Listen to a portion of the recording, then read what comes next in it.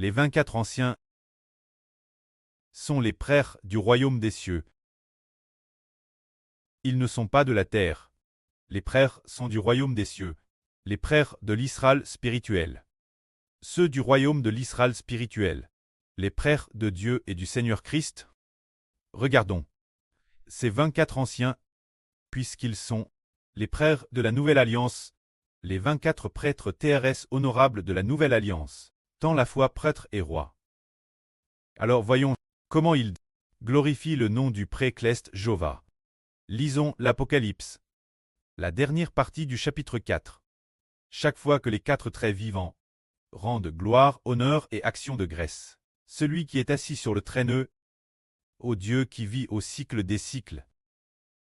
Les 24 anciens se prosternent et adorent celui qui est assis sur le trône, le Dieu qui vit au cycle des cycles, et ils jettent leur couronne d'or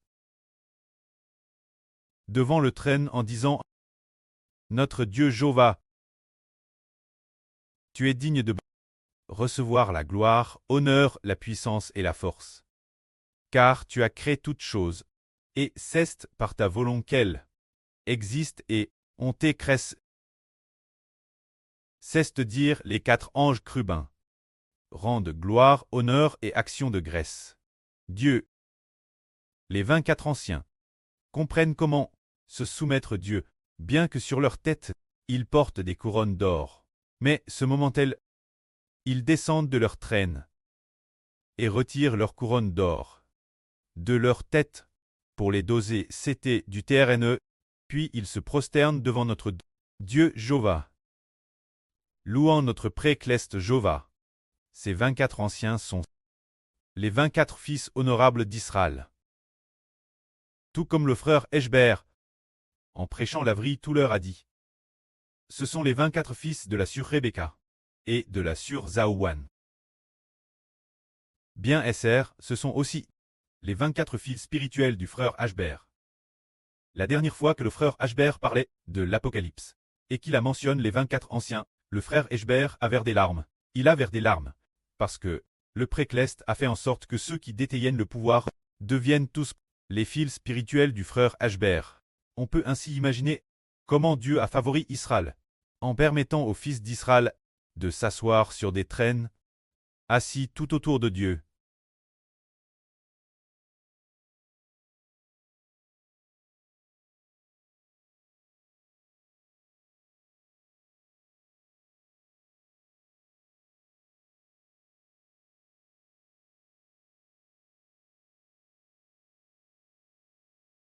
On voit ainsi que le bon précleste est notre Papa, le Seigneur Jésus, ont vraiment favori Israël.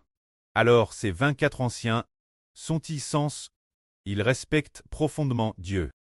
Devant Dieu, ils retirent leur couronne d'or et viennent devant le précleste pour l'adorer. En se prosternant devant Dieu, en lisant la Bible, le frère Ashber a découvert que, à l'époque de Mose, le grand prêtre Aaron se agenouillait rarement devant Dieu, sauf si le peuple avait commis une grave faute, et que Dieu par la peste avait frappé de nombreuses personnes. Alors Aaron et Mose se rendaient la tente pour s'agenouiller devant Dieu, ou bien si le peuple avait adoré des idoles, et que Dieu s'apprêtait à exterminer les Israélites. Mose se prosternait sur le mont Sina. Mais les enfants de l'Israël spirituel, ceux qui sont prêtres, en général dans la prière on a aussi souvent, peut-être que les frères prient et s'agenouillent aussi souvent devant le précleste, dans une soumission et une humilité totale. C'est ainsi que se manifestent les véritables qualités qui plaisent Dieu, et qui plaisent également au Seigneur. Alors ces 24 anciens, que louent-ils chez Dieu? Ils descendent de leur trône, retirent leur couronne, et disent, devant Dieu, seul Dieu est roi. Les 24 anciens ne sont pas rois, devant le précleste. Seul le précleste est le roi d'Israël. Et aussi le roi des fils d'Israël.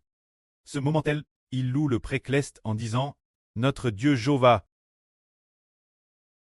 tu es digne de recevoir la gloire, l'honneur, la puissance et la force. Ainsi ces 24 anciens attribuent la gloire, honneur, la puissance et la force entièrement Dieu, et disent encore, Car tu as créé toutes choses. Et ceste par ta volonté qu'elles ont été créées et qu'elles existent.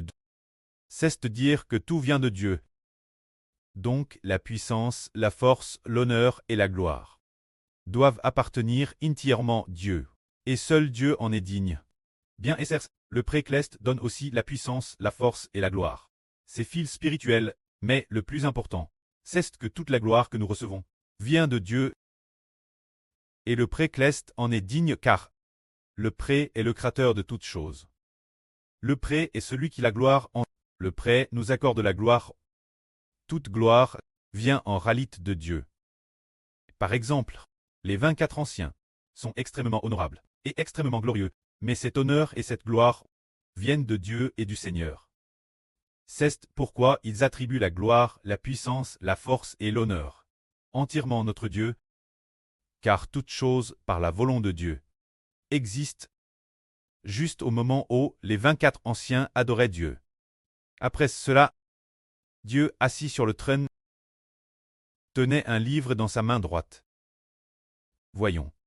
Qui, dans sa main droite, tenant le livre, qui donc peut ouvrir le livre? Continuons lire l'Avril du chapitre 5.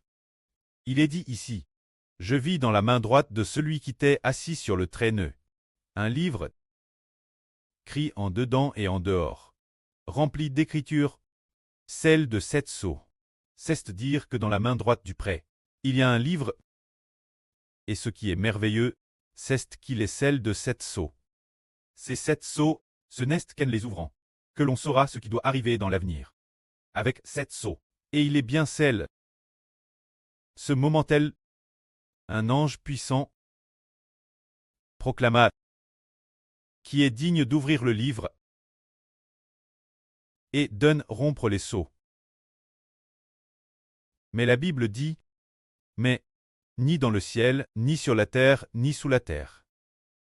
Personne ne pouvait ouvrir, ni regarder le livre, parce que personne ne pouvait l'ouvrir. Personne ne pouvait être digne d'ouvrir, ni de regarder le livre. Et je pleurais beaucoup. Mais l'une des 24 anciens me dit, ne pleure pas, voici, le lion de la tribu de Juda, le rejeton de David, a vaincu, pour ouvrir le livre et en rompre les 7 sceaux. C'est dire qu'il raconte, dans la main droite du prêtre, tenant un livre. Ce livre raconte l'arrangement futur de toutes choses dans l'univers, racontant l'avenir, l'arrangement de l'humanité, racontant le futur de l'humanité, les aspects les plus centraux, les plus importants, racontant les mystères extrêmement précieux du royaume des cieux, qui après tout le royaume des cieux sera finalement donné, qui s'assiera sur le trône de Dieu. Pour régner sur toutes choses, il s'agit de raconter ces choses, et aussi de raconter le nouvel univers et la nouvelle terre, de raconter la vie éternelle de l'humanité, et la destruction de tous les royaumes de Satan. Tout cela se trouve dans ce livre. Qui donc est digne de l'ouvrir? On approuve que personne ne pouvait l'ouvrir, comme il est dit ici. Mais ni dans le ciel, ni sur la terre, ni sous la terre. Personne ne pouvait ouvrir, ni regarder le livre. C'est dire que parmi les anges, personne ne pouvait l'ouvrir et parmi l'humanité sur la terre, il n'y avait personne non plus, qui puisse l'ouvrir, que ce soit les anges ou les humains, personne ne pouvait l'ouvrir Alors qui donc peut l'ouvrir? Seul le Fils de Dieu peut l'ouvrir. Ce moment tel, Jean, parce que il a vu que personne ne pouvait l'ouvrir, il a beaucoup pleuré. On voit quel point l'apôtre Jean dirait ardemment connaître les mystères de Dieu. L'un des 24 anciens dit, ne pleure pas. Le lion de la tribu de Juda, le rejeton de David a vaincu pour ouvrir le livre et en rompre les 7 sceaux. Alors qui est ce lion de la tribu de Juda, le rejeton de David, qui peut ouvrir ce livre et en rompre les 7 sceaux? C'est le Seigneur Jésus-Christ. Et aussi le frère Héber. C'est merveilleux. Les frères et sœurs disent, comment se fait-il, frère Héber, que tu l'aies ouvert? C'est le Seigneur qui l'ouvre. Mais le frère Héber et le Seigneur sont unis en un seul corps. Le Seigneur ouvre, Donc le frère Heber peut l'expliquer. Si le frère Heber ne partageait pas le Madame Esprit avec le Seigneur, le frère Heber n'avait pas eu le nom du Seigneur. Il ne comprendrait absolument pas l'Apocalypse. Le Seigneur rompt les sceaux. Le frère Heber. Le Seigneur a dit j'ai compris. Le Seigneur a compris. Alors l'Esprit du Seigneur a été mis dans le frère Heber, pour que le frère Heber l'explique clairement, et que les frères et sœurs comprennent. C'est ainsi. Alors ce moment j'ai vu. J'ai vu, au milieu du trône et des 4 traits vivants, et au milieu des 24 anciens, un agneau qui se tenait elle. Il semblait avoir été immolé. Sur la tête de l'agneau, il y avait 7 cornes et 7 yeux. Ces 7 yeux sont les 7 esprits de Dieu, envoyés, allant par toute la terre. El agneau savana, pour prendre de la main de Dieu assis sur le trône, le livre de sa main droite. Alors, nous voyons tout l'heure, nous disions qu'il y a le trône de Dieu, et aussi les trônes des 24 vieillards. Pourquoi n'y a-t-il pas de trône pour l'agneau? C'est en fait pour cette raison. Le Christ Seigneur de l'agneau sied avec Dieu sur le trône, assis à la droite du trône du précleste. C'est pourquoi il est assis avec le pré sur le trône de Dieu le Créateur. Il n'y a donc pas de trône établi pour l'agneau.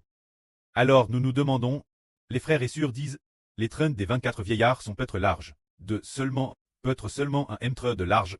Alors le trône de Dieu, quelle est sa largeur?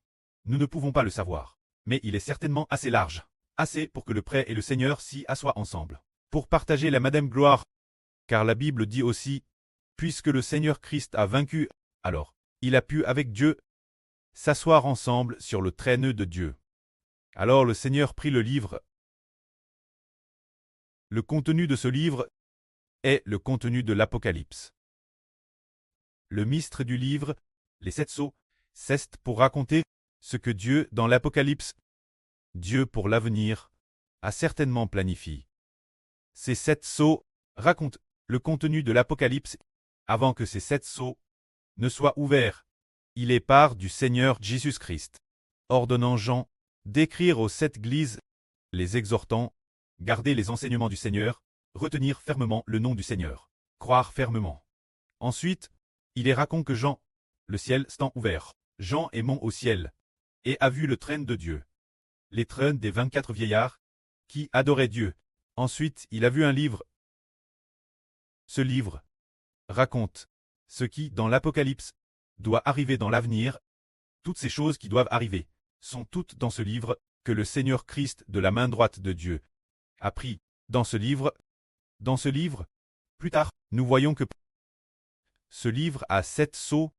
Les 4 premiers sceaux parlent des 4 cavaliers. Ensuite, le 5e sceau. Les 4 premiers sceaux parlent des 4 cavaliers. Le 5e sceau raconte que les enfants de l'Israël spirituel, les frères mi-morts, doivent être au complet. Se dire les frères qui sont rois et prêtres, devenant au complet. Quant au 6e sceau, il raconte que l'univers et toutes choses sont sur le point d'être détruits. Et alors toutes les nations et tribus, ceux qui appartiennent Satan, trembleront d'effroi. L'univers est alors sur le point de se déchirer. Et tous diront, montagne, tombez sur nous, et cachez-nous. Cachons-nous de la face de Dieu, et de la colère de l'agneau. C'est raconter que toutes les choses de l'univers vont être détruites, et que le Seigneur Christ va bientôt venir.